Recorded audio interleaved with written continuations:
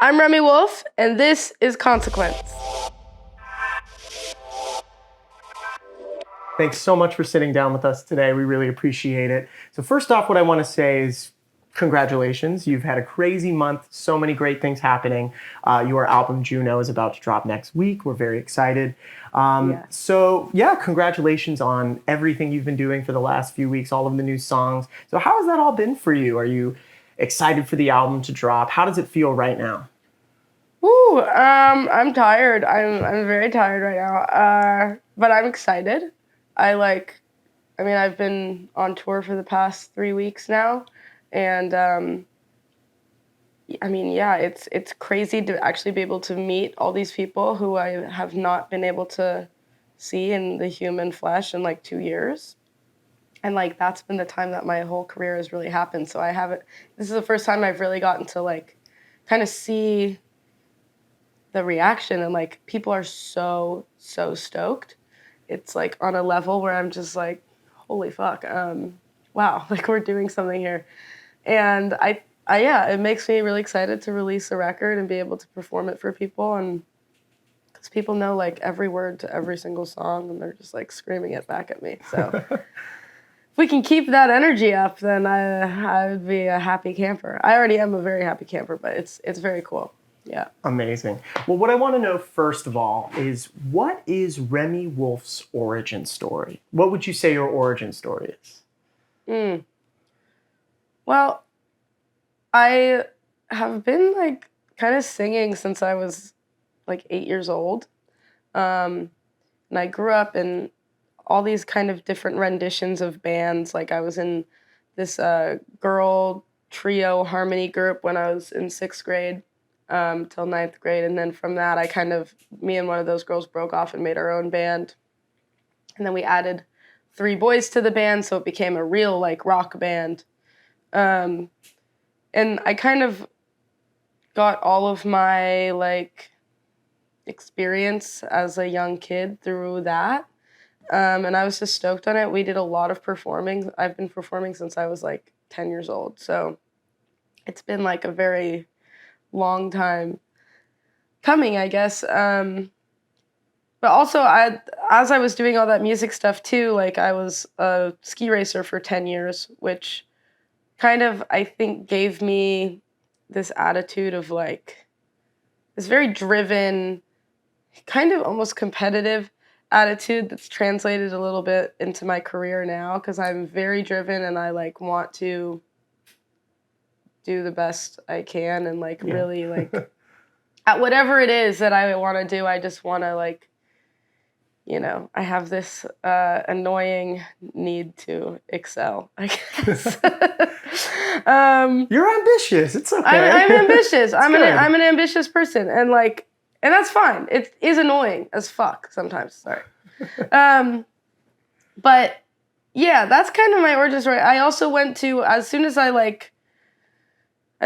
turned 18, I went to music school at USC Thornton School of Music, which I think really like was the beginning of kind of my personal artist project, because that's where I started. I like left my band. Mm-hmm. We like went separate ways, and I like started songwriting on my own and like kind of figuring out what I wanted to say, like my own sound. And I was learning so closely to all these other amazing musicians, and like learning from them and learning from class. And I lived in this house with like 10 people and we were all musicians. So every day we would like jam and listen to music. And I mean, it was kind of a cult almost. It was like an artist cult. Like we never left the house. Like I barely left that house for 3 years. So you were prepared for quarantine then? You were ready.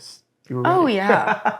You'd when done it quarantine before. hit, I was like, Sweet, time I to was a stay little inside. stoked. I was like a little too stoked. After 3 months passed, I was like, okay, should be done. But Your sound is so textured and there's so many different layers. And so what I want to know is how you build songs. Do you usually start on guitar? Do you start on piano? Is it just voice notes on your phone? How does that process kind of start? my process has kind of changed a little bit throughout the years, and just kind of like depending on how I'm feeling at the time and like Love it. what's inspiring me. for my album Juno, that a lot of it was written kind of starting with like drums, guitar, and bass. And it was like almost kind of a loop vibe. And I've made every single song on this record with my friend Jared, and he's been like my primary collaborator for 3 years. So we just have such a just natural workflow at this point that like, I don't know, things just happen like really fast. And it's kind of hard to like pinpoint where everything is coming from. But for a lot of the songs on this past record, there was drums and like guitar. I like writing to chords, I guess, or a beat. But I do a lot of writing on like voice memos. I have like literally 10,000 voice memos or something on my phone that I'll probably never listen to ever again. But yeah, it depends. And I guess my process in actually like writing the song is like I'm very improvisational. I'll just like kind of freestyle a little bit and just go, and then there's a song. And I kind of trust my intuition. Like if my mouth is like saying something that I'm not even like, if it's saying like a syllable or a consonant, I will follow what my body wants to sing before I'll follow like what my brain wants to say, because I think that our bodies are a little bit more in tune with the actual feeling than our brains are. Yeah. So I'll follow that instead of like fucking psyching myself out with all this other shit. So that's why I like write so quickly, because I'm just like, I just get it out and then it's just done. Yeah, I don't like revisiting songs after like a day. Like really? Yeah, like I'll revisit production and like certain little elements. Like if I didn't add harmonies on that day, I'll go back in and like stack it up like huge, because I love doing that. Yeah. But like the song, if it's like not good after day one, I'm like, I don't revisit. Oh, interesting. Yeah. Fascinating. So another thing that I wanted to chat with you about that I think is just so amazing is your music videos. They're all so stylized and they have these really amazing images. And there's also a lot of Los Angeles, I feel like, that is depicted in your music videos. So first I want to ask, what role does Los Angeles play in your music? It's huge. I think in the past... Yeah, on everything I've released. I mean, I've been in LA for the past 8 years, and it's kind of like where I grew up and like grew into an adult. So it has so much influence on me. Like it really does. And I mean, naturally, there's going to be some LA imagery because we're just there and filming just things, shooting. Yeah. Yeah, but I do reference LA a lot in my songs too, and there's like a lot of like Anthony Kiedis, like the Red Hot Chili Peppers are such an LA band, and they were so influential on me when I was younger. So like their imagery kind of has like influenced a little bit of mine throughout us making music videos and stuff. But for most of the videos on this album so far, it's been very like run and gun, like DIY, and I like really purposefully wanted to keep it like that, because almost in the same style of how I make music, like I've just made it in like my friend's studio. Yeah. And we just do it like it's just us two. So I'm working with this creative director now, and we have we've formed this very beautiful creative partnership over the past couple months. And like we're very linked, almost on the level that Jared and I are linked musically. Like we really get each other creatively, like visually. So it's been kind of awesome to just like get in front of a green screen and just like do crazy stuff with styling and just like kind of just like think out of the box and like kind of do whatever we want, because we're just filming everything on a GoPro. Oh yeah, well, yeah. So it's like sick. I mean, I love it because it makes it so much more. It gives me the freedom to be a lot more expressive than like a lot of times like big sets and like high budget productions give you. So yeah, it's been really fun, and we like to keep it fun, and like I love performing, and as you probably have seen, like that's such a huge part of my videos, like the performance element of it. And Yeah, I really lean heavily on that. That's Yeah. great. Well, has it been a challenge, especially last year? You did put out a lot of music videos. Was it a challenge doing all of those in the pandemic? Yeah, it was. I mean, yeah, definitely. I think it was hard because we were across. I was making these videos with this girl named Augusta, who was in London, and I was in LA. So it was it was Back and very forth. difficult to communicate. I love those videos though. I think we did such a cool thing with those videos. I don't think that I would ever go back to like doing it from across seas and like I don't know. I feel like I've really touched, like physically touched everything in every video for this album, whereas before I wasn't able to do that, and I like having that like direct contact to my work.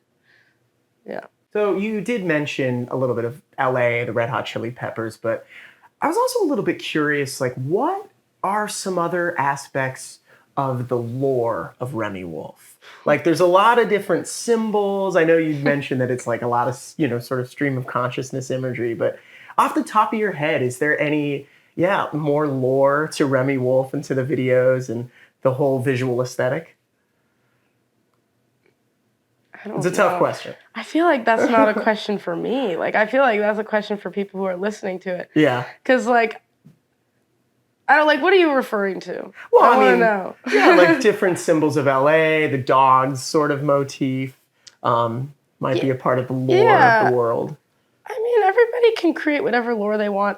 I'm pretty like, I don't know, like the whole dog thing. That's a whole that's just a big joke. Yeah, like it really is. Like I mean, Juno is my dog that I adopted at the beginning of quarantine, and he was like with me through the whole album, and I kind of wanted to name the album Juno as an homage to him, as like such a huge part of my life during like lockdown, and still now obviously, but like he was really there with me, like we were together 24/7. I was like bringing him in my car everywhere. He was like puking all the time. Like he was a puppy, so it was like really a nightmare, but it was awesome. Yeah. But like the dog theme, that's kind of just like an inside joke that I've had with my friends for a while. And it doesn't make any sense. It started with like cows or dogs, which has its own. I can't even go into the origin story. It's like too long, and you'll be like, okay, like cool, yeah. So I don't know. I guess that's kind of lore. I mean, every symbol makes sense to me. I feel like it would be a lot to explain what everything means, but I want to let people kind of just like create their own story around it. I feel like that's what's fun. I love it. Yeah. That's great. So another question I wanted to ask you is, you've worked with a lot of artists, especially in the last couple of years. Who are your dream collaborations, people that you still haven't collaborated with that you're like, oh, I would love to do a song with them? I'm sure there's a big list, but off the top of your head. Yeah. I've been very lucky. I've gotten to work with like some of my favorite artists of all time, especially on my like remix package. I've just like met a lot of really amazing musicians who I've looked up to. I think like I really, really, really want to work with Toro y Moi. I love every single song he's ever put out. Like every single one. I'm such a huge fan. So if he would ever want to work with me, that'd be awesome. I know he lives in the Bay Area, so I don't know. Maybe when we're home for Christmas, we can make something happen. I think I would also like to work with Willow, who I know, and she's becoming one of like my good friends. Very quickly, we just like really fuck with each other, but we haven't like made a proper song together yet. So I would love to do that at some point. I'm sure that will happen. Hopefully, I hope so. There's so many other people too, like Michael McDonald. I'd love to do something with him. That would be amazing. Yeah, Steely Dan, that'd be crazy actually. There's a lot of people. Erykah Badu. I mean, that's like dreams. I almost don't even want to like work with her because she's like goddess. I can't. Yeah, I don't even know. I don't think I could be in the same room. There's a bunch of people, but like those are some good ones for me right now. Awesome. That actually leads me into my next question, which is, since you said you've been singing since you were about 8 years old, what are your favorite things to sing? Do you like to sing a lot of stuff from the 70s? I know funk is a big influence on you. But what about, the 90s as well? Yeah. Ooh, like covers. Yeah, covers. Yeah. Yeah, okay.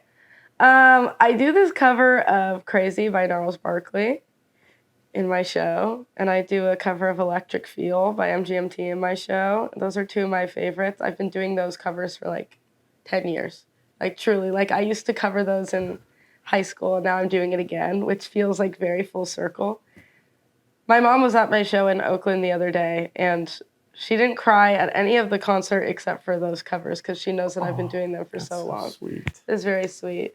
Let's see. I love singing like Janis Joplin and Amy Winehouse, Kurt Cobain. I like the classics. Like I like the and songs that I can really like belt. Like Shaka Khan. I love singing Shaka. I don't know. Like I like singers. Like I really love like singers. Like Joni Mitchell's really fun to sing too because it's hard. It's really hard. I don't know. I'm kind of all over the place. Is that good? Yeah, good of answer? course. Okay. Oh, amazing answer. Okay. Well, I'm definitely looking forward to hearing these Gnarls Barkley and GMT covers. I feel like that'll be really fun. Yeah, I kind of spoiled the surprise, but it's okay. Well, if you've done them before, then people know. Yeah, people know. Well, I've got about one more question for you, Okay. which is, what can we expect from Remi Wolf in 2022? I know 2021 has been a huge year for you, but I feel like the momentum is definitely still on your side. So Yeah, what can we expect from you? More music videos, more festival appearances? I'm touring. You're touring. A lot of touring. Like all of 2022 is one big tour. So it's gonna be super fun. And I don't know, maybe I'll work on some new music and do some little releases here and there. Maybe. I don't know, maybe. I don't know. I'm kind of just going with the flow. I'm definitely touring a lot. There's tours planned. I just announced a tour today, or 2 days ago. Tickets just went on sale. Yeah, man. I don't know. Time will tell.